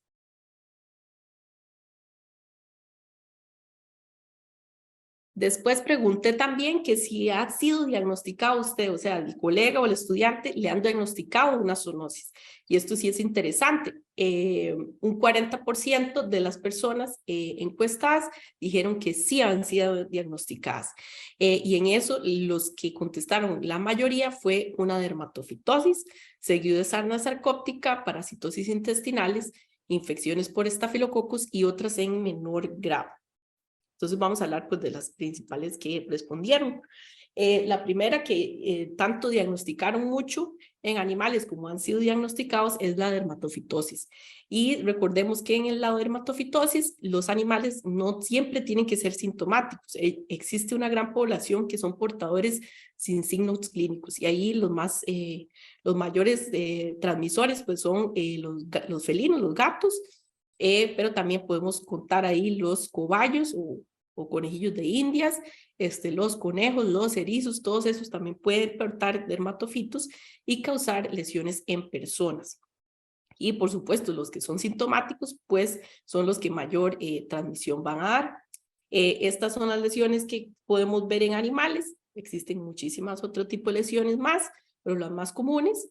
Y estas son las lesiones que podemos ver en las personas. Existen dermatofitosis que son antropofílicas, o sea, asociadas solamente con humanos, pero cuando son de carácter zoonótico, y es por eso que se los hablo hoy, se van a ver más en el antebrazo, en el pecho o en la cabeza. ¿Por qué? Porque es la zona donde tenemos el roce con los animales. Entonces, muchas personas tienen estas lesiones, ¿verdad? Por el contacto directo con los animales. Entonces, les pregunté a los colegas que si alguna vez luego de manipular animales, durante su tiempo como estudiante o en su ejercicio profesional, ha desarrollado lesiones semejantes a las imágenes que les enseñé anteriormente, en las manos, brazos, pecho, cuello, cara o cabeza, que son las zonas de zoonosis, y ven qué interesante que casi un 50% respondió que sí, ¿verdad? Entonces, no necesariamente han sido diagnosticados con dermatofitosis, pero sí han tenido lesiones compatibles con dermatofitos. Algunos dicen tal vez, y sí, casi un 50% dijo no. Después, en la segunda en frecuencia que dijeron, hablaron de la sarna sarcóptica o la escabiosis. Pues esto no es una zoonosis como tal, o así lo hablan muchos microbiólogos, por ejemplo, porque dicen que no se desarrolla el ciclo del parásito en la persona, ¿verdad? Existen varios tipos de Sarcoptes scabiei, hay variedades, Canis, Var, hominis, ¿verdad? Entonces, el que es Var hominis es el que sí se desarrolla el ciclo completo en el paciente humano y se puede transmitir de humano a humano. Pero si se contagia un Sarcoptes scabiei, Var canis o Var cuniculi, pues también se puede transmitir a la persona, pero no, esa persona no lo va a transmitir, o sea, el ciclo acaba ahí. Pero eso no quiere decir que no le vaya a causar lesiones. Digamos, ahí vemos una imagen de las lesiones que pueden causar Sarcoptes scabiei de cualquier variedad animal en las personas y directamente los que trabajamos con animales. En cuanto a las parasitosis gastrointestinales, no siempre van a causar una parasitosis gastrointestinal en el paciente humano. A veces tenemos pues, infecciones en perros y gatos que van a manifestar lesiones en la piel, como por ejemplo los ancilostomatidios que causan la larva migrans cutánea, que es horrible. Y se han dado muchos casos en personas que caminan, por ejemplo, en la playa y donde han defecado animales contagiados, bueno, infectados, perdón, y de ahí ingresa por la vía percutánea. Y también, pues, tenemos las parasitosis como Dipilidium, que ahí sí son parasitosis gastrointestinales en perros y gatos, y también pueden causar parasitosis gastrointestinal en personas. En cuanto a infecciones bacterianas, una de las más importantes son las infecciones por estafilococos, que muy comúnmente las vemos en animales causando abscesos. Y ahí pongo un conejo porque en conejos se da mucho los abscesos por estafilococos aureus. Pero pues eso también pueden haber en perros, en gatos, en animales mayores, etc. Y esto a veces lo tomamos como sin cuidado. Hay gente que hace drenajes de abscesos sin guantes, sin protección ocular, y ahí les pringa todo en los ojos y a veces ni se lavan las manos, solo se hacen el soplido mágico y ya después se comen las galletas o la merienda. Eso es peligroso. Aquí les voy a enseñar una foto, esta es de una colega que me la pasó, de una lesión que ella se desarrolló en la cabeza después de manipular un animal con abscesos. y ella no solo desarrolló ese absceso en la cabeza, sino más bien también una celulitis en toda su cara, ¿verdad? Entonces veamos que estamos expuestos. Ella sí se lavó las manos, pero seguro se tocó la cabeza, se la rascó mientras estuvo en contacto con el animal y ahí fue donde se hizo pues este absceso, ¿verdad? Entonces estamos muy predispuestos a tener este tipo de lesiones y son de origen, del contacto que tenemos con los animales. Entonces pregunté a los colegas que si alguna vez luego de manipular animales durante su tiempo como estudiante o el ejercicio profesional ha desarrollado abscesos como los que se le presentaban en la imagen. Les puse otro absceso, ¿verdad? De la colega, y vean que un 22% dijo que sí lo había desarrollado, ¿verdad? Entonces no necesariamente han sido diagnosticados con infecciones bacterianas, pero sí pues las han tenido, ¿verdad? En cuanto a esto, sí es importantísimo que han habido investigaciones en el país sobre nuestra exposición a las bacterias productoras de abscesos. Y por ahí tenemos a la tesis de María Natalia Segura, que es una trabajadora de salud ocupacional de la Universidad Nacional, que en su tesis de maestría realizó un estudio con los estudiantes y trabajadores de la Universidad Nacional. Entonces, ella entrevistó y muestreó a 159 funcionarios y estudiantes de la UNA y los subdividió en 3 grupos, en alta exposición, exposición media y sin contacto. Sin contacto eran estudiantes y funcionarios de, por ejemplo, filosofía y letras, ¿verdad? Que está en otro campus y todo, es muy difícil que tengan contacto con animales. Los de alta exposición eran los que sí trabajaban directamente con los animales, por ejemplo, los que trabajan en el hospital de menores, los de mayores, etcétera. Y exposición media, los que pues a veces tenemos exposición, pero no necesariamente todos los días, como por ejemplo los que trabajamos en laboratorio. Ya los participantes lo que se nos hizo fue un hisopado nasal y un cuestionario relacionado con los hábitos de trabajo. Ella encontró que hubo una mayor prevalencia del Staphylococcus aureus, un 63%, y algunos MRSA, o sea, Staphylococcus aureus resistente a la meticilina, en un 30% en el grupo de alta exposición. Y vean qué importante que es esto. Así como encontró una multiresistencia en el 20% de los estudiantes y un 33% de los funcionarios que tenían alta exposición. Entonces, pues esto es un reflejo de lo que ustedes pueden estar también padeciendo en sus centros de trabajo, ¿verdad? Podemos estar siendo colonizados por estas bacterias que en algún momento podrían causarnos abscesos o lesiones como las que le enseñé de la colega. También hubo otro estudio muy interesante, que fue la tesis de Irene Rojas. Ella hizo un muestreo en el hospital de especies menores y ella muestreó como perillas, puertas, superficies, ¿verdad? Que siempre tenemos contacto las personas, bueno, los que trabajamos en veterinaria y que han estado con mascotas, ¿verdad? Y ella encontró un 26.5% de aislamientos de Staphylococcus aureus resistentes a la meticilina y que tengan confirmados el gen MECA, que ese es el que le confiere la resistencia a la meticilina. Además, un 92.8% de esos fueron resistentes a más de 5 tipos de antibióticos. Imagínense, multiresistentes, algo que se tiene en el hospital, entonces perfectamente se puede tener en nuestros otros centros de trabajo, otras clínicas, veterinarias, etcétera. Esto es solo un reflejo de lo que puede estar pasando y no sabemos. También podemos ver este artículo que es de Inglaterra y ellos lo que hicieron fue entrevistar y muestrear personal que trabaja en veterinarias y le muestrearon los celulares, las tabletas, para ver si había colonización por bacterias. Y encontraron un 68% de dispositivos con estafilococcus, de los cuales un 37% de esos aislamientos fueron meticilinos resistentes y un 2% resistente a la vancomicina. Recordemos que la vancomicina es la última opción en caso de una infección resistente, ¿verdad? O sea, en un 2%, si se infecta con ese patógeno, pues no se podría salvar porque ya no hay nada que hacer. O sea, la vancomicina es el super saiyajin de los antibióticos, es el único que nos queda, ¿verdad? Entonces, el chapulín colorado, nuestra única esperanza. Entonces, imagínense qué peligroso que eso ya estaban portándolo en sus dispositivos móviles. Y un 44% de esos encuestados en Inglaterra dijeron que nunca habían limpiado su dispositivo.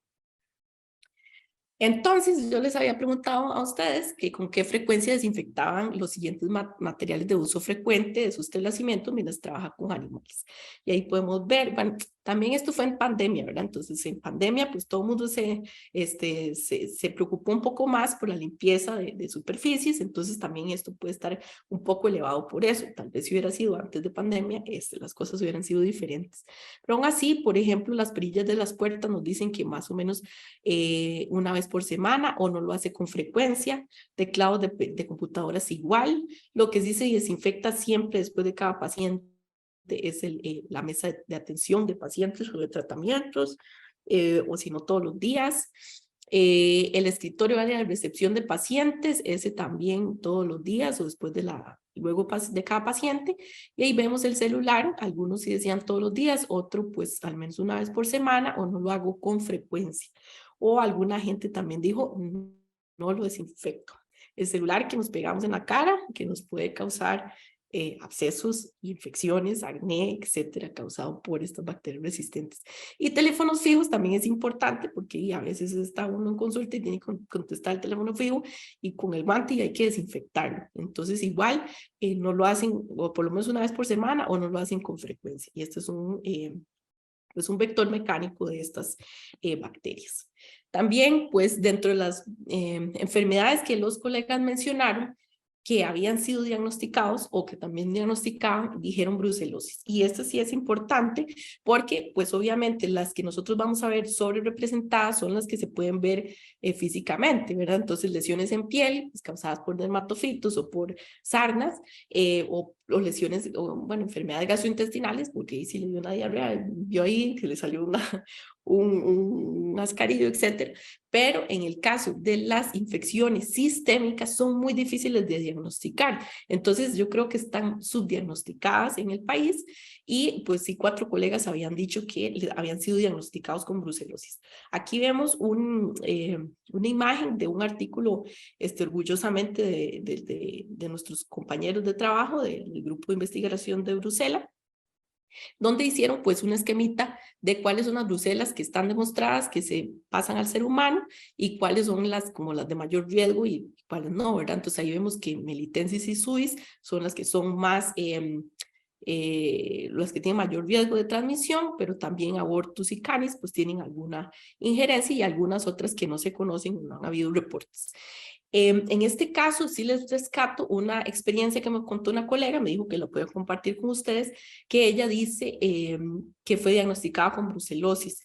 Ella lo que hizo fue ir a atender a unos pacientes caninos en un criadero y tomó muestras de sangre y después ya, normal, pues hizo su vida.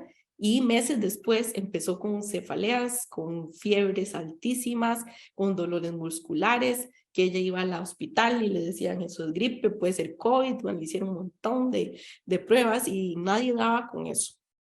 Y ella, pues entonces hablando con pues un conocido, le dijo de que por qué no se hacía la prueba de Brucela y se hizo la prueba y dio positiva. Y resulta que ella, bueno, porque ella después pensando, muchos meses atrás, y los animales que había muestreado, pues habían salido positivos por Brucela.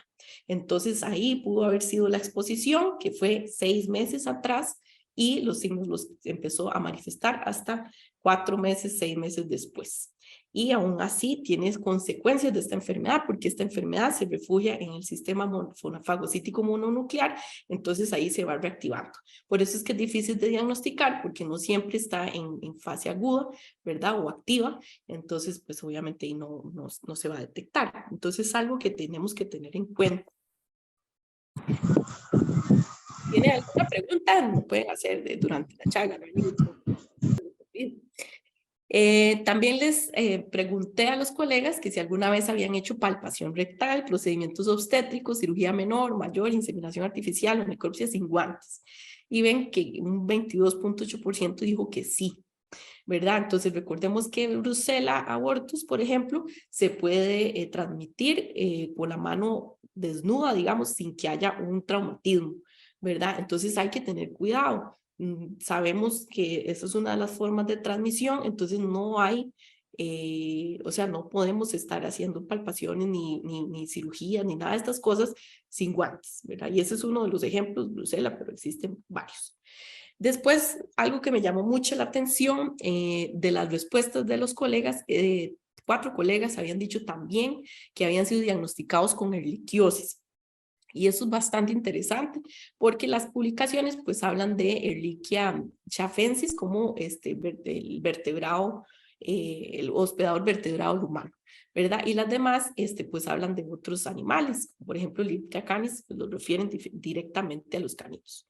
Pero algo muy interesante es que la doctora Bouza, Laura Bouza, hizo su tesis de maestría con Banco de Sangre de Costa Rica y le hizo el PCR y inmunofluorescencia indirecta a sangre que habían donado, ¿verdad? Entonces ella analizó 280 muestras de sangre en los cuales se le hizo PCR del gen DSB y secuenciación para Ehrlichia canis, Ehrlichia wingi y Ehrlichia chafensis. Lo interesante es que, bueno, y también le hizo a 100 muestras de suero, inmunofluorescencia indirecta para cuantificar los anticuerpos para Ehrlichia canis. Y lo interesante es que ella detectó un 3.6% de Ehrlichia canis, o sea, el antígeno, en el PCR y un 35% en suero, y siendo un 14.3% estos títulos altos. Entonces, pues sí es algo que anda circulando en nuestra población. Todavía no sabemos exactamente, pues los riesgos directos que podemos tener, pero sí me comentaron de estos casos de los 4 colegas, esto sí no directamente el colega, sino alguien que me lo pasó así tipo chisme, que 2 de ellos fueron diagnosticados por insistencia del colega, porque dijeron, yo creo que tengo Ehrlichia, por favor hágame la prueba, por favor hágame la prueba, por favor, porque nadie se la quería hacer, y al final por pura insistencia se les hicieron y tenían Ehrlichia canis, había sido por Ehrlichia canis, pero de ahí ya no les puedo contar más porque, pues como les digo, no tengo pues los datos directamente de la fuente. También les pregunté a los colegas que si habían sido mordidos, arañados, picados, pateados, corneados por algún animal durante la práctica profesional o los estudios. Y aquí lo interesante es que solamente un 5.3% dijo que no, nada. Todos los demás han sido pues trastornados por cualquier animal, ¿verdad? Hasta más de una vez. Y de los cuales mordidos, digamos, es lo más relevante, que es un 82.2%. Si lo comparamos con el estudio de Finlandia, los finlandeses, el 85% había sido mordido, pero los finlandeses entrevistados solamente eran profesionales en ejercicio. En este caso, aquí también estamos hablando de estudiantes. O sea, ya nosotros estamos siendo mordidos, pateados, arañados, etcétera, desde que somos estudiantes, no necesariamente en nuestro ejercicio profesional. También les consulté qué hicieron después de que tuvieron este accidente, ¿verdad? Cómo realizó la desinfección de la herida. Y sí, la gran mayoría dijeron que se lavaron con agua y jabón inmediatamente. Algunos también se aplicaron soluciones antisépticas, pero también les daba la oportunidad de algo que puede pasar, como limpiarse con un trapo la ropa, porque no hay nada de desinfección cercano, porque por ejemplo está en una manga palpable, ¿verdad? Y eso ha pasado y de hecho 8 colegas me dijeron que así les pasó, ¿verdad? Entonces tenemos que llevar nuestro kitcito de limpieza de emergencia en el carro y cuando vamos a hacer trabajo de campo también para evitar pues infecciones después posteriores por uno de estos accidentes. Igual les pregunté que si alguna vez extrayendo sangre, haciendo raspado, poniendo catéter, limpieza dental, cirugía, procedimientos obstétricos de secciones, etcétera, se habían punzado con agujas o cortado. Y otra vez le llamó mucho la atención que solamente un 7.6% dijeron que ninguna, o sea que todos los demás o les ha pasado ambas o alguna de otra. De hecho, dijeron hasta otras opciones, ¿verdad? Entonces, pucha, siempre estamos muy propensos a que nos pase algún traumatismo con objetos punzocortantes. Entonces, por eso les pregunté que cuál era el estatus de vacunación del tétano. Afortunadamente, un 70% pues tiene las vacunas al día, versus el 30% que ahí o la tiene desactualizada o no se acuerda, no se ha vacunado, que es como que si no estuviera vacunado. Entonces, aquí les llamo también la atención con otra historia verídica del colega, sí directamente, que padeció de tétano. Él me dijo que la forma de infección, bueno, que él empezó con dolores musculares, con dificultad respiratoria, con fiebre, y pues fue al hospital y entonces le dijeron, no, lo que tiene es una gripe, le mandaron acetaminofén y va para la casa, sopita de pollo, lo que sea. Y entonces él siguió empeorando, le mandaron antibióticos, no servía, él seguía empeorando, tanto que cayó, ¿cómo se llama? Internado en el hospital. Y estuvo en observación y pues las personas estaban bastante desesperadas porque decían que le está pasando a este muchacho porque pues no responde a nada. Entonces resulta que dicen que andaba una enfermera de esas de las que ya casi se van a pensionar y que lo volvió a ver y le dijo, mira, yo creo que ese muchacho tiene algo que había diagnosticado el doctor no sé cuál, uno que ya se ha muerto, dice, en los años hace no sé cuánto, cuando ella estaba empezando a trabajar de enfermera, y que era tétano. Entonces de ahí empezaron a hacer el rastreo epidemiológico y le dijeron, usted tuvo contacto. Entonces lo único que el colega recuerda es que 14 días antes de que empezaron los signos, él se había rasurado y había ido a un tope. O sea, ni siquiera cree que se había cortado y metido un clavo, ni no había mordido, nada, no. Rasurado e ir a un tope. Esa fue su exposición con el tétano y él tenía la vacuna del tétano vencido. ¿Qué es lo más terrible? Que resulta que como en Costa Rica la vacunación del tétano es obligatoria, entonces no tenían la antitoxina tetánica y el colega tuvo que esperar 48 horas a que llegara la vacuna, la antitetánica de Estados Unidos, que a la caja le costó 6 millones de colones. Entonces vamos todos a vacunarnos y no estamos al día. Por favor, es nuestra vida que está en juego y el colega dijo, es horrible, no se lo deseo a nadie y por eso es que él me dijo, cuénteselo a todo el mundo para que se vaya a vacunar contra el tétano. Igual les pregunté que con qué frecuencia utilizan medidas de protección para atención de pacientes. Aquí, digamos, todo lo que es restricción física lo usan cuando son agresivos, guantes para infeccionar animales lo usan cuando sospechan de infecciones, de enfermedades infecciosas.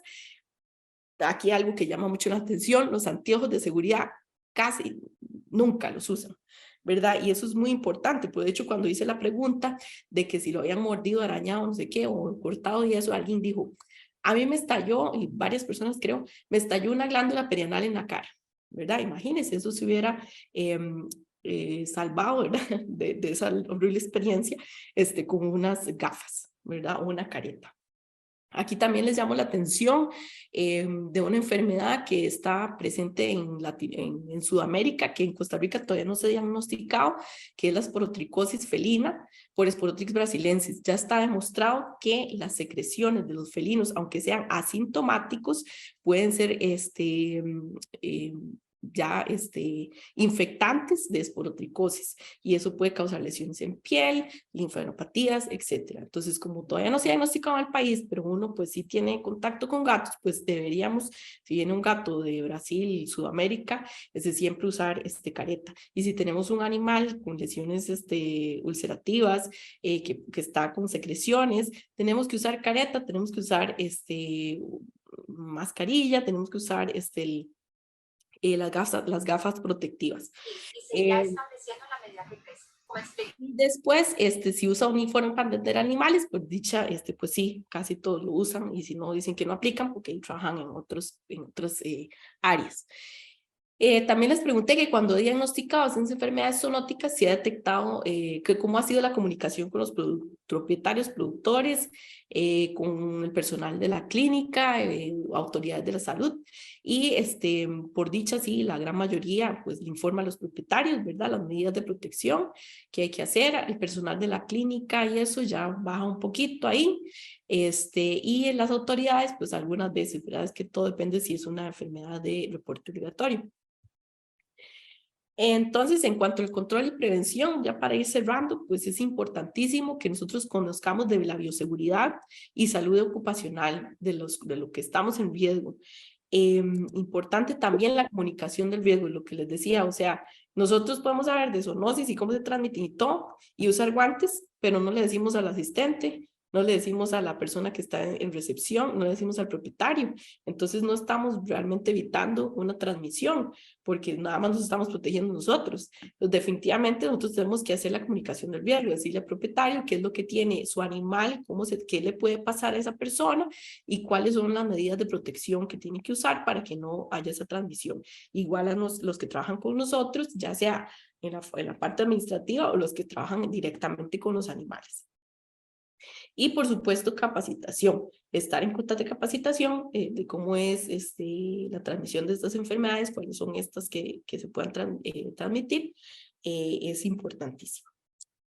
¿Cuáles son los mensajes para llevar a la casa de esta charla? Bueno, que los estudiantes y profesionales en medicina veterinaria somos un grupo de riesgo muy alto para la zoonosis. Definitivamente estamos expuestos a que nos pasen muchas cosas y podernos infectar.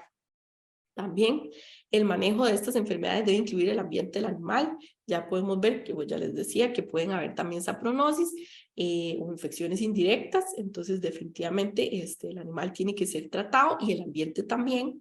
Y con el ambiente también va su núcleo familiar o su productor, etcétera. Y la comunicación del riesgo es esencial para el control y la prevención. Definitivamente, si nosotros involucramos a la familia, a los productores digamos, con la mejoría del animal, van a quedar más satisfechos y nosotros también, porque pues vamos a evitar un brote zoonótico. Y eso sería. Muchísimas gracias por su atención. Aquí está mi correo y ahí está el Facebook del laboratorio por si quieren seguirlo, y el YouTube también, y estoy dispuesta para preguntas y comentarios. Muchísimas gracias. En estos momentos ya tienen a su disposición la encuesta de satisfacción. Mientras tanto, vamos también contestando preguntas que tengan en el chat. Nos pregunta la doctora Silvia si hay medidas en países para prevenir el ingreso de Zoonotryx brasilensis en Costa Rica, que si hay medidas para evitar que entre. Muchas gracias. De hecho, es una cosa de las cuales no me deja dormir. Cada vez que estudio sobre eso, yo digo, uy, ¿por qué nosotros no tenemos una barrera epidemiológica? O sea, ¿por qué no pedimos un PCR negativo de animales que vienen de Brasil, perros, gatos? Y bueno, ya no solo está en Brasil, ahora está en Ecuador, en Argentina, en Paraguay, en Colombia, ¿verdad? Todos los que colindan con Brasil. Entonces yo creo que sí debería haber, gestionarse, digamos, a nivel del SENASA, que son la entidad competente para pedir esas pruebas de esos países, porque de hecho, bueno, los estudiantes de internado me presentan un artículo científico por semana, y la semana, el mes pasado, una estudiante me presentó un caso interesantísimo de Sporotrix brasilensis en Inglaterra y autóctono. Resulta que había sido un veterinario, la propietaria de un gato y la hija de la propietaria del gato. Y ellos habían emigrado a Inglaterra desde hacía 3 años. O sea, el animal y esas personas ya tenían 3 años de estar en Inglaterra asintomáticos y desarrollaron lesiones. El gato nunca tuvo lesiones, pero no, el gato sí tuvo lesiones, pero en Inglaterra. Entonces, pues también se puede quedar mucho tiempo en el animal y en el ambiente.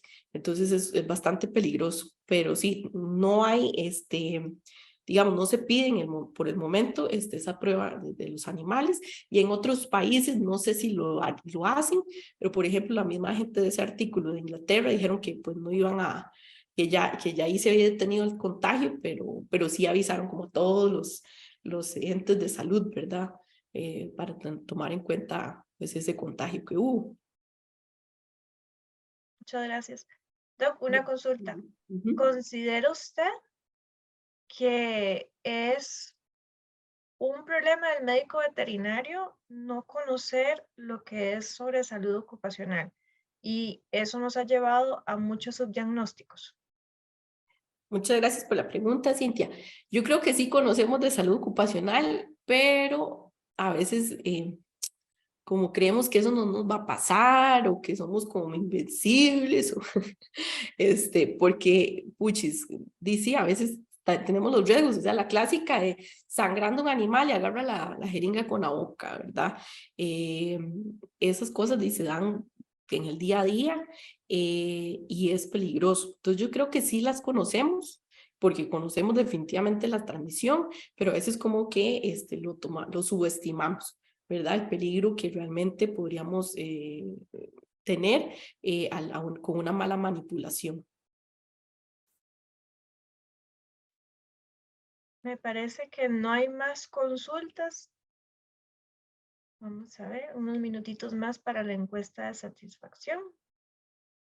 Dice que hay algunos que no le aparece. Ajá, voy a cerrarla y volverla a liberar.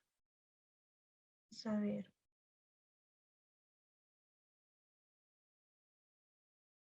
Para los que no la pudieron contestar. Ya debería salir en pantalla.